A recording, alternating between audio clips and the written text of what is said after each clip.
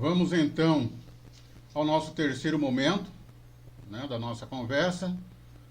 Essa parte da produção textual, conforme eu adiantei, eu quero falar um pouquinho sobre as correções que nós fazemos nos textos dos nossos alunos. De acordo com as marcas que nós fazemos nos textos dos nossos alunos, a Fiat e Meirinck, elas produzem essas classificações de correção, né, que é a chamada correção indicativa, correção resolutiva, correção classificatória e a correção interativa. Eu vou falar aqui rapidamente sobre cada uma delas. Por exemplo, a correção indicativa é aquela correção que você assinala o texto dos seus alunos, seja de caneta vermelha, azul ou marca-texto, né, onde você indica que há irregularidade, seja naquele trecho ou naquela palavra que ele colocou ali no seu texto. Então, por isso, indicativa. Você somente indica, olha, aqui tem um probleminha no seu texto, para que ele possa fazer, então, a chamada revisão do seu texto. A resolutiva, eu utilizo bastante a resolutiva, principalmente nos textos de aluno de ensino fundamental.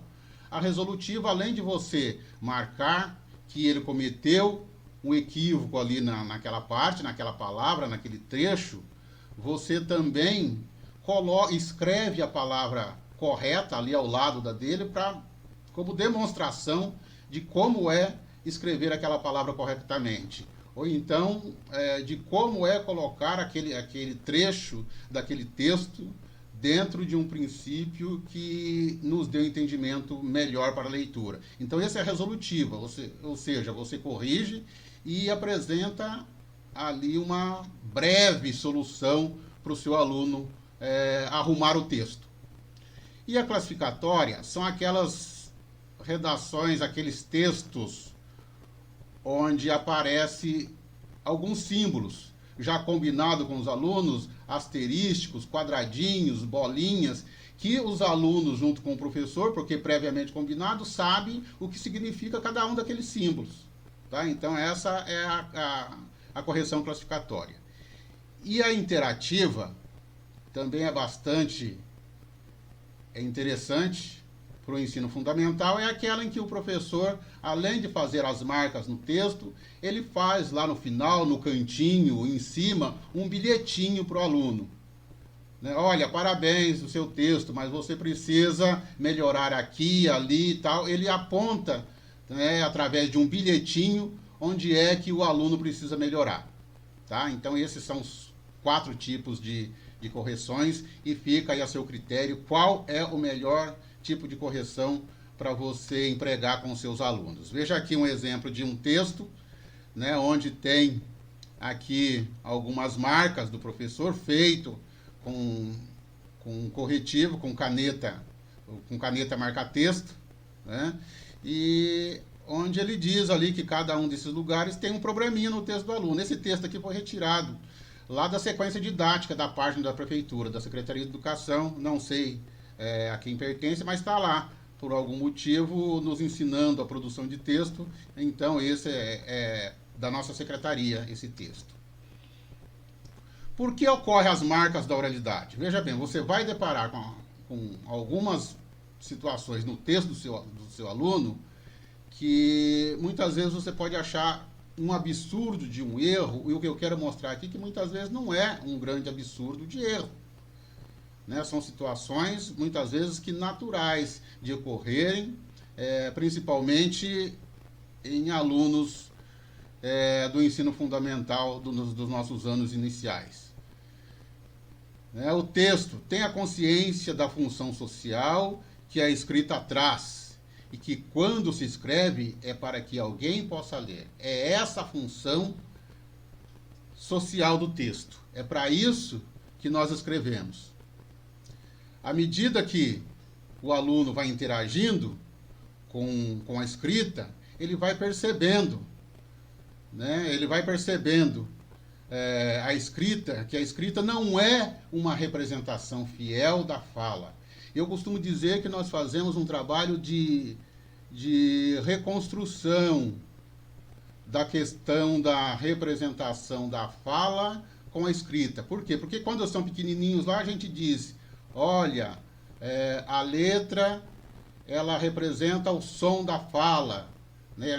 Nós pronunciamos as letras, as palavras, e falamos para eles que é a representação daquilo que a gente pronuncia. Mais à frente, a gente tem que fazer desconstruir essa ideia e dizer que nem tudo que se fala se escreve. Então, mais ou menos é por aí. E quais os principais erros que a gente encontra muitas vezes no texto dos alunos das séries iniciais? São esses aqui, chamados apagamentos, né, que muitas vezes é preciso mencionar nos relatórios de avaliação do aluno, né, que a gente, de maneira geral, chama de apagamento quando há a omissão de alguma letra na palavra que ele comumente produz. Então, o que você precisa verificar é se isso é uma tendência. E quando você analisa dessa maneira, você tem uma facilidade maior para corrigir. Cadeira, ele deixa de colocar o i, né, a omissão de uma vogal, que é chamado síncope. Então, é síncope, ou então, de maneira geral, apagamento, porque quem usa muito, né, a síncope são o pessoal formado em letras, é um termo, né, para referir-se a essa omissão, essa falta da vogal, né, omissão dessa letra na sílaba, e aqui outras formas de apagamento, de síncope, que genericamente nós chamamos de apagamento. Tá? E um outro erro comum na correção dos textos é o alçamento vocálico. É isso que eu digo, que muitas vezes nós temos que fazer um trabalho de desconstruir aquilo que nós ensinamos. Nós ensinamos que a sílaba, né, representa o som da fala, e muitas vezes fazemos o sinal, a forma vagarosa e os gestos da boca para que ele aprenda a sílaba daquela palavra. E aqui está um exemplo que ele cai nesse vício, e quando ele começa a escrever, a gente tem que desconstruir. Cavalo. Porque na nossa região nós falamos cavalo, e parece que a letra é o U, mas na escrita é o O. Tá? Isso chama-se alçamento, ou seja, ele alça a vogal O para U. E aqui também, ele alça a vogal E para I, e se pronuncia leite. Né? Ele diz leite, e quando ele vai escrever, ele escreve leite. Aí eu falo leite, eu vou escrever leite. E na verdade nós escrevemos leite. Né? Então isso é uma questão regional, não é para todo o Brasil, porque a gente sabe que em alguns lugares eles falam leite, quente, e escreve dessa mesma maneira, mas para a nossa região nós temos então essa correção a ser feita no momento da escrita. Então, leite quente, leite quente. Então, esses são erros que você vai encontrar, por isso que eu disse que não é um erro absurdo, porque é uma tendência por conta da fala. Então, a representação da oralidade na escrita. Trocas. É comum haver as trocas. Olha aqui, alguns exemplos de trocas. E eu digo uma coisa para você também, que a tendência é fazer trocas com fonemas que são semelhantes. Ele troca um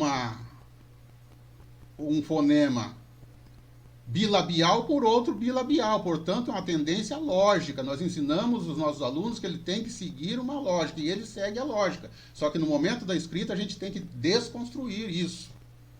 Tá?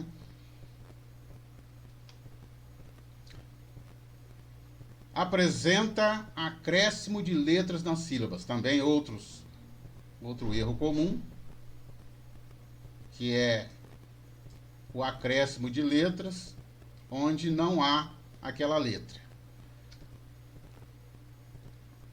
Troca de posição de algumas letras também. Então são esses, na verdade, os equívocos mais comuns que nós vamos encontrar com os nossos alunos. Uma outra situação que a gente vê você faz um ditado e o aluno pergunta: separa ou é tudo emendado? Se você falar que é tudo emendado, ele emenda várias palavras dessa maneira aqui, ó. Então são situações que nós vamos deparar nas nossas produções de texto. Bom, eu vou gravar um outro tutorial para que não fique muito longo, para falar desse quarto momento aqui, tá bem? Até a próxima.